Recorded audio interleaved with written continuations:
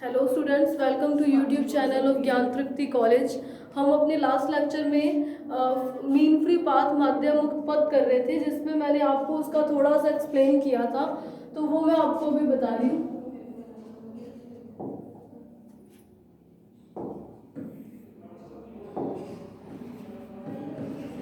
माध्य मुक्त पथ, हम बीएससी सेकेंड ईयर का ये पेपर कर रहे हैं, माध्य मुक्त पथ, जिसमें हमने काइनेटिक मॉडल ऑफ गैसेस किया या काइनेटिक थ्योरी ऑफ गैसेस किया था। ठीक है, तो देखो माध्य मुक्त पथ क्या होता है, आपको मैंने इसका थोड़ा बेसिक आपको बता दिया था कि जैसे गैस के अणु हैं वो क्या करते हैं, रैंडम और लगातार एक स्ट्रेट लाइन में मोशन करते रहते हैं आपस में। वो वॉल के साथ और मॉलिक्यूल आपस में क्या टकराते रहते हैं, जिसके अंदर गैस भरी हुई है उस वैसल की वॉल्स भी होंगी तो उसके साथ टकराते हैं, और दो लगातार टक्करों के बीच में जिस फ्री पाथ पर वो मूव करते हैं, जैसे मैंने बताया था कि ये यहाँ पर कोई मॉलिक्यूल है, उससे टकरा करके यूं चला गया या यूं चला गया, कैसे भी रैंडम मोशन कर रहे हैं लेकिन एक स्ट्रेट लाइन में कर रहे हैं, तो वो क्या होती है गैसेस की। ये आपने क्या पढ़ी थी, मोशन पढ़ी थी, जो कि ब्राउनियन मोशन के भी सिमिलर है।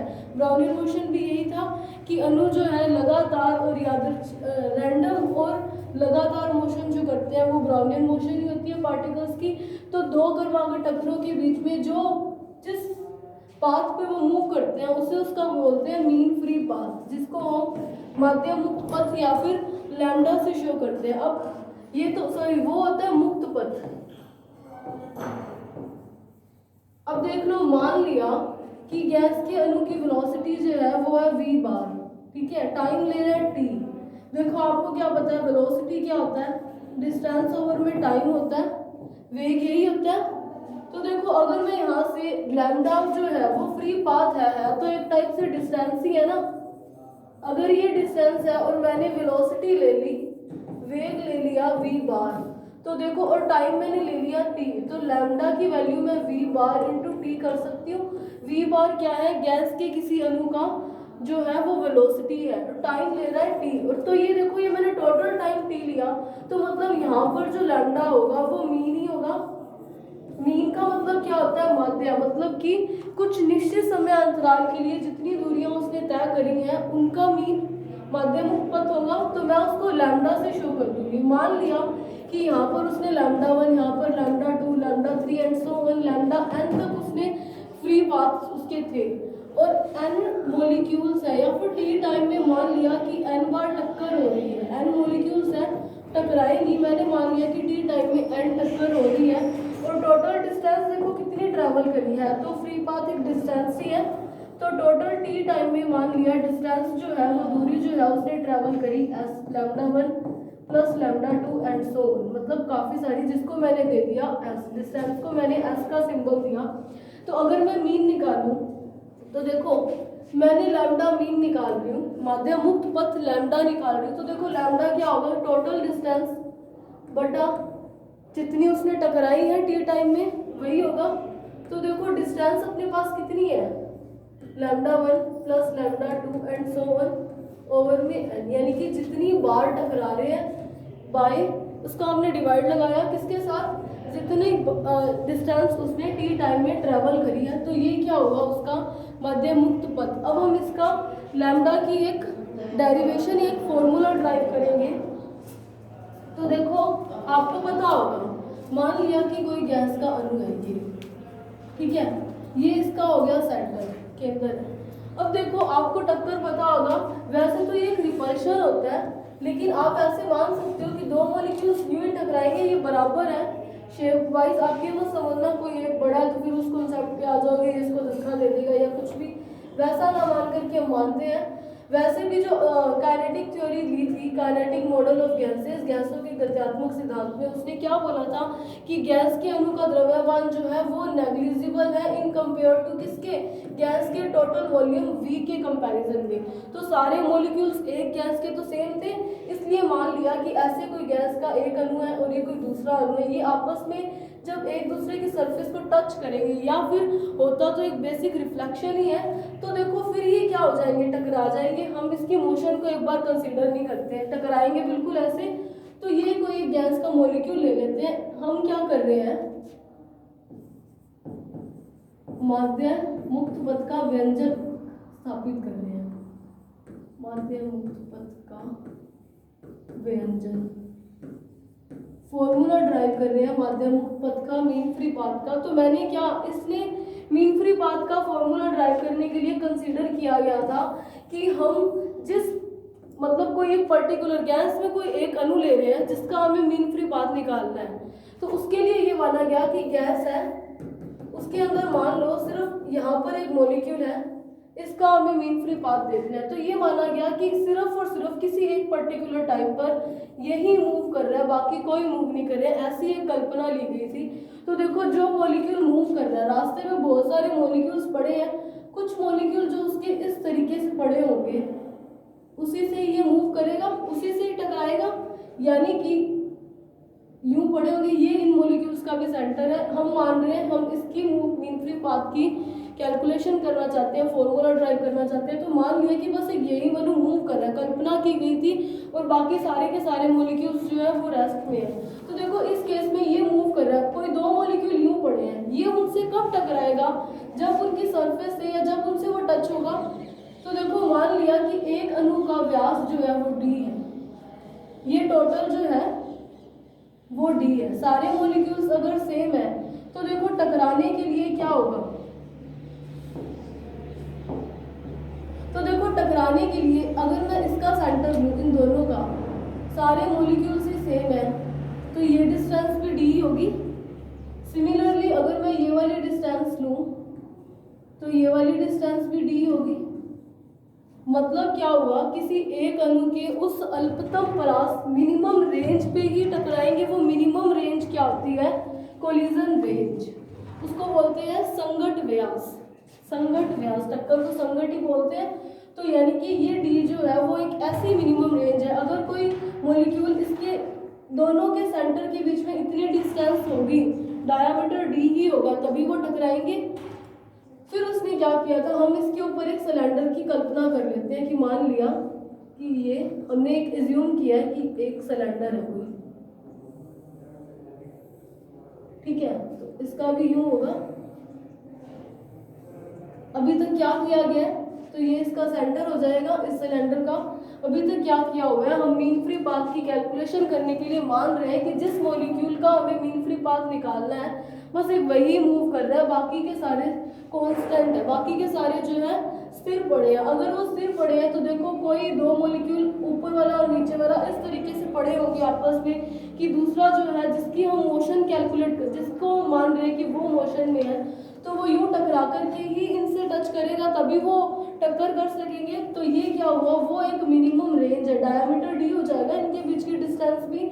तो वो मिनिमम रेंज जिस पे कोई मॉलिक्यूल आपस में टकराते हैं तो उसको क्या बोलते हैं, कोलिजन डायमीटर, संघट व्यास। अब देखो इस, अगर मैं यहाँ पर सर्कल अज्यूम करूँ तो बेलन का ये जो सर्कल है इसके लिए रेडियस डी का काम ही करेगी।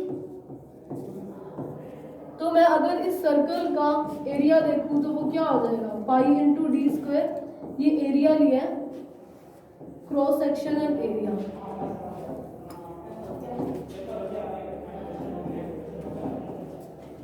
अनुप्रस्थ काट का क्षेत्रफल कितना होगा, पाई डी स्क्वायर।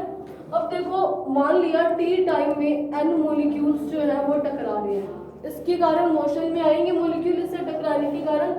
तो टी टाइम में मान लिया कि एन मॉलिक्यूल्स हैं वो टकरा रहे हैं। ये क्या हुआ, cross sectional area sigma into d square हुआ। यहाँ पर डी जो है, वैसे तो देखो सर्कल का एरिया क्या होता है, सर्कल का एरिया क्या होता है, पाई इंटू आर स्क्वायर होता है। यहाँ पर जो रेडियस है वो डी ही होगी, इसलिए पाई डी स्क्वायर लिया गया। अब देखो टी टाइम में एन मॉलिक्यूल टकरा रहे हैं और मान लिया कि जो मॉलिक्यूल है उसका जो है वेलोसिटी वो वी बार है। वी बार क्या है, वेग है। अब देखो मैंने क्या बोला था, लैम्डा जो है तो एक डिस्टेंस ही है। अगर ये एक डिस्टेंस है, दूरी है, तो देखो मैं लैम्डा को वी बार इंटू टी लिख सकती हूँ। अगर मैं वेग को समय के साथ मल्टीप्लाई करूंगी, टाइम के साथ वेलोसिटी का मैं अगर प्रोडक्ट लूंगी तो वो क्या होगा, डिस्टेंस ही होगी। तो मैंने लैम्डा को ले लिया v इंटू टी। अब मान लिया कि पर यूनिट वॉल्यूम में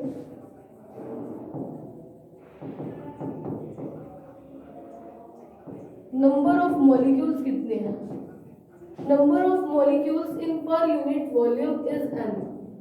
एन मैंने क्या लिया, एकांक आयतन में अणुओं की संख्या लिया। जब हम वॉल्यूम की बात करते हैं तो वो डेंसिटी हो जाती है। मान लिया टोटल अणु है एन, डेंसिटी को मैंने लिख दिया स्मॉल एन, ओवर में वी वॉल्यूम हुआ। आपको पता है डेंसिटी क्या होगी, नंबर डेंसिटी क्या होगी, नंबर ऑफ मॉलिक्यूल्स पर वॉल्यूम। वॉल्यूम को क्या लिख सकते हैं हम, ये क्या है वॉल्यूम, आयतन। देखो मैंने वेलोसिटी को स्मॉल वी से रिप्रेजेंट किया और वॉल्यूम को कैपिटल वी से रिप्रेजेंट किया, ये दोनों के बीच में मैंने डिफरेंस रखा। तो देखो वॉल्यूम को मैं एरिया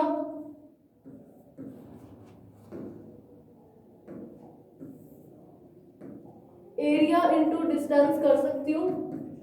क्षेत्रफल को अगर मैं दूरी से गुना करूं तो वो वॉल्यूम की यूनिट का आ जाएगा। तो मतलब मैं वॉल्यूम को ये लिख सकती हूँ सिग्मा इनटू डिस्टेंस, हमारे पास v बार टी है, ये लिख सकते हैं। अगर मैं निकालूँ कैपिटल एन, यहाँ से देखो कैपिटल एन की वैल्यू क्या आएगी, small n into volume v। Capital n क्या है, टी टाइम में टकराने वाले अणुओं की संख्या, small n number density per unit volume, v क्या है वॉल्यूम है। तो देखो इसकी वैल्यू मैं क्या लिख सकती हूँ, एन इंटू वी की वैल्यू देखो क्या है volume, sigma into v bar t. इसको दे दो इक्वेशन नंबर 1, इसको दे दो इक्वेशन नंबर 2। तो देखो मैं बाय इक्वेशन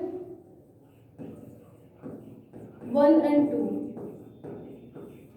यहाँ पर n की वैल्यू क्या हो जाएगी, टकराने वाले अणुओं की संख्या हो जाएगी pi d square into v bar t into n, यही हो जाएगी। तो देखो हमारे पास लैम्डा क्या थी, जितनी डिस्टेंस ट्रेवल कर रहा है, हमने मीन फ्री पाथ निकाला था लैम्डा, वो क्या लिख रहा था एस ओवर में एन। एस क्या था, उस पर्टिकुलर टी टाइम में जितनी डिस्टेंस ट्रेवल करी। मैंने मान लिया कि पर्टिकुलर टी टाइम में वी बार वेलोसिटी से कोई अणु जो है वो मूव कर रहा है, तो टी टाइम में डिस्टेंस कितनी हो जाएगी total, v bar into t, इतनी ही डिस्टेंस ट्रेवल कर सकते हैं। तो डिस्टेंस क्या हुई, v bar into t, over में नंबर ऑफ मॉलिक्यूल्स एन थे, इसको दे दो इक्वेशन नंबर 3। ये हुई इक्वेशन नंबर 4, या यहाँ पर लिख देना we know that mean free path ये होता है। तो देखो लैम्डा की वैल्यू क्या आई, वी बार टी ओवर में pi d square v bar t into n, या मैं इसको क्या लिख सकती हूँ 1 ओवर में एन सिग्मा, या 1 ओवर में n pi into d square. तो ये क्या हुआ हमारा मीन फ्री पाथ, हमने जो कैलकुलेट किया है वो है। अब एक होता है मैक्सवेल डिस्ट्रीब्यूशन लो, मैक्सवेल्स डिस्ट्रीब्यूशन लो, मैक्सवेल वितरण नियम। मैक्सवेल वितरण नियम ने भी मीन फ्री पाथ की कैलकुलेशन की थी, जहां पर कैलकुलेशन में हमें वैल्यू ये निकली थी, यानी कि दोनों के बीच में 1 ओवर में लैम्डा का क्या आ रहा है, डिफरेंस क्रिएट हो रहा है। यहाँ पर हमने क्या किया, अभी तक मीन फ्री पाथ निकाला है। हमने क्या मान लिया था कि सिर्फ और सिर्फ कोई एक मॉलिक्यूल है वही मूव कर रहा है और वो दूसरों से टकरा रहा है, तो उसके तो देखो ये डी डिस्टेंस पर ही इससे टकरा सकता है। हमने एक सिलेंडर रिज्यूम किया, अगर ये डिस्टेंस डी है तो यहाँ पर जो है ये यहाँ तक सिलेंडर रिज्यूम किया और दोनों के सर्कल तक, दोनों डिस्टेंस डी लेने के लिए सिलेंडर जो है वो इसकी सेंटर से लिया गया। ये मैंने आपको ऊपर से ले लिया था, ये ऊपर वाली लाइन से नहीं है सिलेंडर, ये सिर्फ और सिर्फ इनकी क्या है, सिर्फ इनके सेंटर से लिया गया, तभी तो ये डिस्टेंस डी आएगी। तो यहाँ पर एक सिलेंडर रिज्यूम किया हुआ, ठीक है। फिर हमने क्या हुआ, सिंपल क्रॉस सेक्शनल एरिया निकाला, वॉल्यूम निकाला, नंबर डेंसिटी यूज करके हमें मीन फ्री पाथ का फॉर्मूला पता है जिसके अंदर पुट किया और ये वैल्यू निकल आई। और मैक्सवेल वेलोसिटी डिस्ट्रीब्यूशन ने भी दिया था, बस दोनों के बीच में डिफरेंस आया है 1/√2 का। अब हम देखते हैं लैम्डा का पी पर कैसे डिपेंड करता है, टी पर प्रेशर, वॉल्यूम और डेंसिटी पर वो कैसे डिपेंड करता है। देखो हमारे पास लैम्डा की वैल्यू क्या आई, 1 में n इंटू सिग्मा या n into pi d square. अब देखो अगर मैं रो पर देखूं, मास डेंसिटी द्रव्यमान घनत्व पर देखूं, तो मुझे क्या पता है रो किसके इक्वल होता है, m इंटू एन ओवर में v का। अगर मैं v को 1 यूनिट ले लूं, इकाई ले लूं, अगर मैं 1 ले रही हूँ तो रो की वैल्यू क्या आई, m इंटू एन, तो n की वैल्यू क्या आ जाएगी, रो ओवर में m। तो यहाँ पर अगर मैं ये वैल्यू पुट करती हूँ तो लैम्डा क्या हो जाएगा, m ओवर में rho into pi d square. D क्या थी, एक डिस्टेंस थी, वो भी कांस्टेंट, मास भी कांस्टेंट, पाई भी कांस्टेंट। तो मतलब लैम्डा जो है उसकी मैं अगर रो पर द्रव्यमान घनत्व पर निर्भरता देखूं तो रो पर कैसे डिपेंड करता है, इस प्रोपोर्शनल है 1 ओवर में रो के, या फिर रो के इनवर्सली प्रोपोर्शनल है। अब मैं देखूं P और T पर, P क्या है, प्रेशर है, और T क्या है, टेम्परेचर है। इन पर अगर मैं लैम्डा की डिपेंडेंस देखूं कि लैम्डा इन पर कैसे निर्भर करता है, तो देखो वी नो दैट, हमें क्या पता है ideal gas equation, PV equals to nRT या nKT ले सकती हूँ, R भी ले लो तो भी आपकी मर्जी है। देखो हमें क्या पता है कि V को मैंने मान लिया, V वॉल्यूम था, इसको मैंने मान लिया यूनिट, आप यूनिट ही मान रहे हो, हर बार इकाई ले रहे हो, तो P क्या हो जाएगा, nKT। हमें क्या n की वैल्यू यहाँ से मिल सकती है, तो n की वैल्यू क्या आई, P ओवर में KT, यही आई। तो अगर मैं यहाँ पर पुट करूँ फिर से वैल्यू, तो लैम्डा देखो क्या आ जाएगा, KT ओवर में P पाई डी स्क्वायर। इसका मतलब लैम्डा टेम्परेचर के प्रोपोर्शनल है और प्रेशर के इनवर्सली प्रोपोर्शनल है। सिर्फ और सिर्फ सिंपल वैल्यूज पुट की है जो आपको पता भी थी। डेंसिटी के साथ क्या रिलेशन है, ये द्रव्यमान घनत्व है, मास डेंसिटी, प्रेशर के साथ क्या है, टेम्परेचर के साथ किस तरीके की इसकी डिपेंडेंसी आती है लैम्डा की, वो हमने चेक कर ली है। ठीक है, अभी हम करेंगे रियल गैसेस, वास्तविक गैस। देखो हमने क्या अभी तक आइडियल गैस पढ़ा, जिसमें क्या अजम्पशन लिए हुए थे, हर एक मॉलिक्यूल सेम है और हर एक मॉलिक्यूल का जो घनत्व है, सॉरी द्रव्यमान है, वो पूरी गैस की कंपैरिजन में नेग्लिजिबल है, ये आपने पढ़ा था। तो देखो उस केस में क्या था, एक ऐसा केस लिया जाता था कि ये बहुत बड़ा सारा वेसल है, उसके अंदर कोई मान लो इतने से मॉलिक्यूल पड़े हैं, ठीक है, इसका वॉल्यूम है V। अब देखो अगर इतने बड़े एक वेसल के अंदर 7-8 गैस के मॉलिक्यूल पड़े होंगे, तो इन मॉलिक्यूल्स का जो, इन अणुओं का जो द्रव्यमान होगा वो इस पूरे गैस के, या जो द्रव्यमान को मैं बोल सकती हूँ कि जो इन्होंने वॉल्यूम ऑक्यूपाई किया है, जो इन्होंने स्थान घेर रखा है, यानी कि इनका जो वॉल्यूम है वो इस पूरे गैस के कंपैरिजन में कैसा है, नेग्लिजिबल है। लेकिन अगर ये ऐसा हो जाए कि इसके ऊपर क्या है, इसके ऊपर प्रेशर अप्लाई कर दिया और वॉल्यूम को इतना कंजस्टेड कर दिया, इतना छोटा कर दिया, उस केस में इन मॉलिक्यूल्स का, यानी कि यहाँ पर जब इसको मैंने पिस्टन लगा करके इसको मैंने प्रेशर लगाया, तो मतलब अब वॉल्यूम क्या हुआ गैस का, अब जो अणु है, ये जो अणु है, इसका, इस जो वेसल है, इसके वॉल्यूम के कंपैरिजन हम नेग्लिजिबल नहीं कर सकते ना। और वैसे भी आपको पता है कि गैस के मॉलिक्यूल का वो तो एक आइडियल केस लिया गया था कि उनका वॉल्यूम जो है, उन्होंने जो घेरा है वो गैस के कंपैरिजन में बहुत नेग्लिजिबल है, लेकिन वास्तव में तो नहीं हो सकता ना नेग्लिजिबल। तो इस केस में क्या हुआ, इसका मतलब क्या है, आइडियल गैसेज है वो एग्जिस्ट नहीं कर पाती। हाँ HPLT पर मतलब जरूरी नहीं है बिल्कुल ना हो, उनके नियर अबाउट वैसी प्रॉपर्टीज वाली गैस मिल सकती है, लेकिन वैसे जो गैसेज होती हैं आपको पता ही होगा वो गैसेज क्या होती है, रियल गैसेज होती है, वास्तविक गैसें होती हैं। और आइडियल गैस क्या होती है, ऐसी गैस होती है जो बॉयल्स, चार्ल्स, गैलुसेफ, डोल्टन, क्यांशिक ताप का नियम या जितने भी लॉज हैं उन सबको क्या है फॉलो करे, तो वो गैस कौन सी होती है, आइडियल गैस इक्वेशन। लेकिन हमने क्या देखा है कि जो गैसेज होती है वो बॉयल के नियम का कंप्लीटली फॉलो नहीं कर पाती, बॉयल के लॉ को पूरा वो फॉलो नहीं कर पाती। कैसे नहीं कर सकती?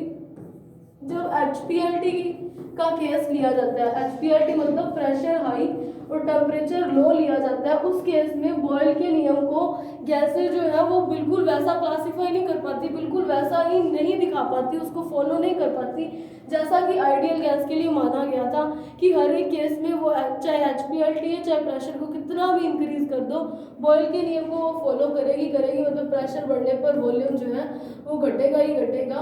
लेकिन कुछ गैसें ऐसी होती हैं जो HPLT पर बॉयल के नियम को उतना फॉलो नहीं कर पाती, उससे थोड़ी सी विचलित हो जाती है, डाइल्यूट हो जाती है, तो उन गैसेस को क्या बोलते हैं? Real gas. अब देखो क्या हुआ, ऐसा कैसे पता चला? देखो हमारे पास क्या है, PV इक्वल्स टू RT है 1 मोल गैस के लिए। PV RT जो है वो कांस्टेंट है।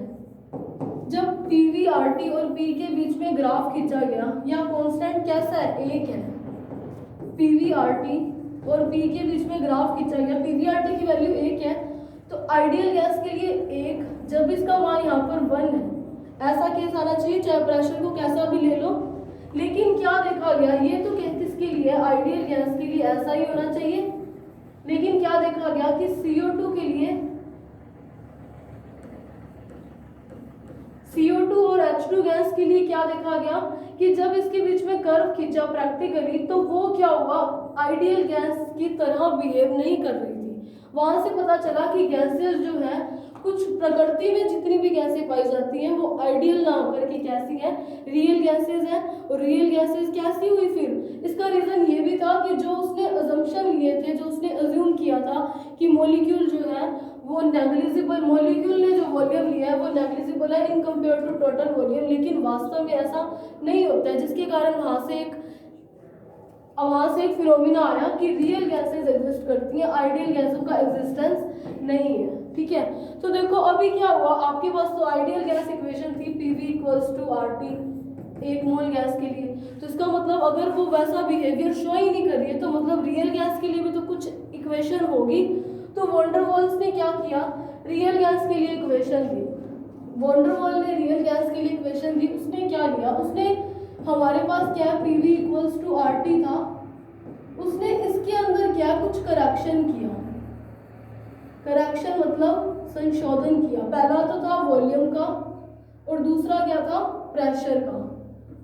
वॉल्यूम और प्रेशर दो, इसके अंदर क्या करेक्शन किए, संशोधन किए, और उसने क्या कर दिया, एक नई गैस इक्वेशन निकाल दी जो किसकी थी? रियल गैस इक्वेशन की। तो देखो वॉल्यूम के बीच में करेक्शन पढ़ते हैं। पहला है वॉल्यूम करेक्शन।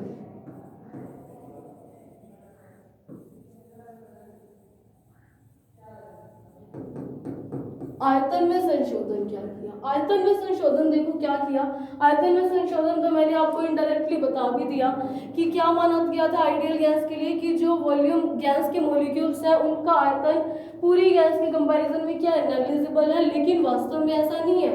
वास्तव में क्या देखा गया था कि अगर हम प्रेशर को बहुत ज़्यादा लगा देते हैं तो पूरी गैस के कंपैरिजन में गैस के जो मॉलिक्यूल्स हैं उनके वॉल्यूम को कम, उनका वॉल्यूम जो है उसको भी कंसीडर करना पड़ता है, नेग्लिजिबल नहीं लेना पड़ता। मतलब वॉल्यूम में कुछ ना कुछ गैस के वॉल्यूम में कमी आती है। मान लिया कि एक मॉलिक्यूल ने बी जो है वो स्थान घेरा है, ठीक है, तो देखो मैं एक बार, तो देखो वॉल्यूम में कुछ कमी होगी। अगर मैं रियल गैस का लूँ, मैं एक बार आपको समझाने के लिए कर रही हूँ, एक बार मैं VI ले रही हूँ आइडियल का वॉल्यूम और VR ले रही हूँ रियल का वॉल्यूम, ठीक है, आइडियल और रियल के वॉल्यूम ले रही हूँ। तो देखो उसने क्या बोला था, यूं गैस के मॉलिक्यूल्स भरे हुए हैं, एक मॉलिक्यूल ने 20 स्थान घेरा हुआ है।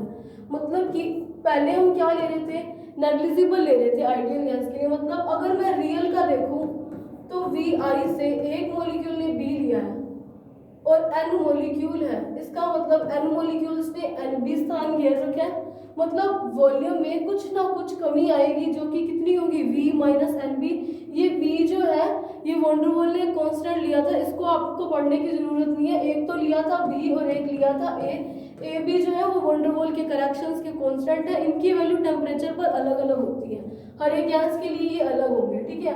तो देखो ये तो हो गया वॉल्यूम करेक्शन। मतलब PV इक्वल्स टू RT में V की जगह तो V माइनस एन भी लिखना पड़ेगा मुझे। वॉल्यूम के बीच में तो यही करेक्शन है। वॉल्यूम के बीच में करेक्शन क्या होगा, कुछ वॉल्यूम घटा था। एन भी लिख रही हूँ अगर एन मॉलिक्यूल है तो। अब दूसरा क्या देखते हैं हम, प्रेशर का करेक्शन।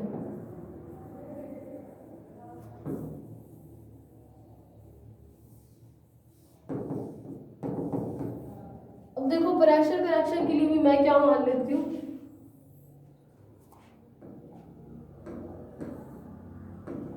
मैंने मान लिया पी आई तो है आइडियल का, पी आर है रियल का। अब देखो प्रेशर का करेक्शन क्या करते हैं, देखो ये कोई मान लिया वेसल है, इसके अंदर क्या है, कोई गैस भरी हुई है।